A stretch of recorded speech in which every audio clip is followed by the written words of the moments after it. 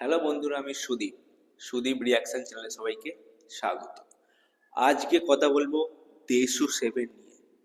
আমরা সকলেই জানি দেশু সেভেন আসছে এই বছর দুর্গাপুজোয়। দারুণ কিন্তু একটা আপডেট হতে চলেছে। তো এই বছর দুর্গাপুজো জাস্ট জমে যাবে। কিছুক্ষণ আগে দেবদা এবং শুভশ্রীদি লাইভে এসেছিল, আমরা সকলেই দেখেছি।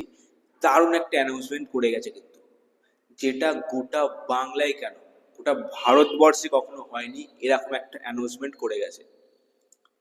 দেশু সেভেন আসছে সেই দুর্গাপুজোর সময় 16 তারিখে, কিন্তু টিকিট টিকিট বুকিং শুরু হয়ে গেছে আজ থেকে।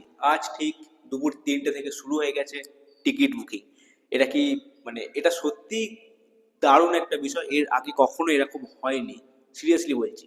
আর মার্কেটিং, দেবদা দেবদাকে এই জন্যই বলা হয় মার্কেটিং কিং। আর দেশও কি করে দেখাতে পারে সেটা তোমরা দেখে নিও, সিরিয়াসলি বলছি। একমাত্র দেবদার দ্বারাই সম্ভব, শুধু দেবদা বলবো না, শুভশ্রীদিও। শুভশ্রীর দ্বারাই সম্ভব এই বিষয়টি করা। সিরিয়াসলি বলছি, দারুণ একটা বিষয় হতে চলেছে এই বছর দুর্গাপুজোয়। অলরেডি অ্যাডভান্স বুকিং শুরু হয়ে গেছে বুক মাই শোতে। তো আমি দেখিয়ে দিচ্ছি কি কি cinema hall already almost Housefull হয়ে গেছে। SSR Ajanta cinema Behala almost houseful, হলুদ হয়ে গেছে। SSR globe cinemas New Market Kolkata houseful. SSR cinemas Sun City mall Barasat almost houseful, হলুদ হয়ে গেছে। RTV cinema Salt Lake Kolkata already houseful. চলো তোমাদেরকে একবার দেখাই।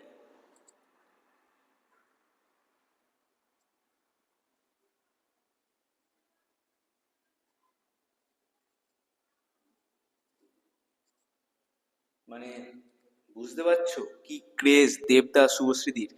দেশু জুটির ক্রেজ তো আমরা ধূমকেতুর সময় দেখে নিয়েছি, যে 10 বছর আগের সিনেমা কিভাবে ওই রকম লেভেলের একটা বক্স অফিস কালেকশন এনেছিল।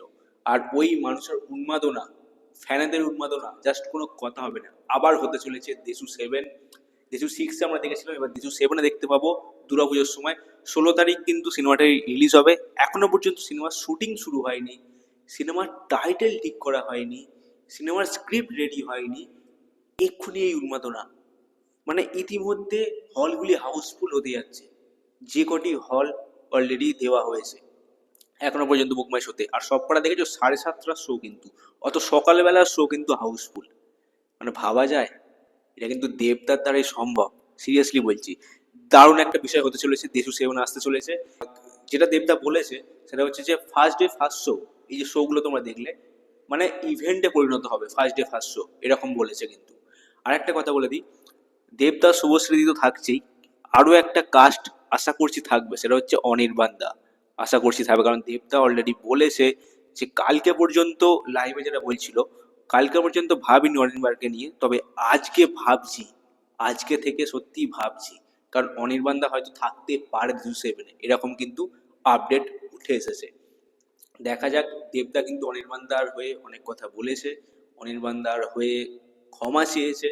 তো দেবদাও চায় অনির্বাণ দা ফিরে আসুক। এমনকি অনেকেই, যেমন রাজ চক্রবর্তী থেকে শুরু করে প্রসেনজিৎ চ্যাটার্জি, অঙ্কুশ দা, সবাই চায় অনির্বাণ দা ফিরে আসুক।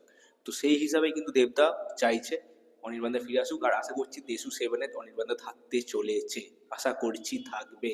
আর পয়লা বৈশাখের দিন দেবদা এবং শুভশ্রীদি লাইভে আবার আসবে এবং এসে জানাবে দেশু সেভেনের টাইটেল কি হতে চলেছে, অ্যাকচুয়ালি সিনেমাটার নাম কি হতে চলেছে সেটা কিন্তু জানাবে।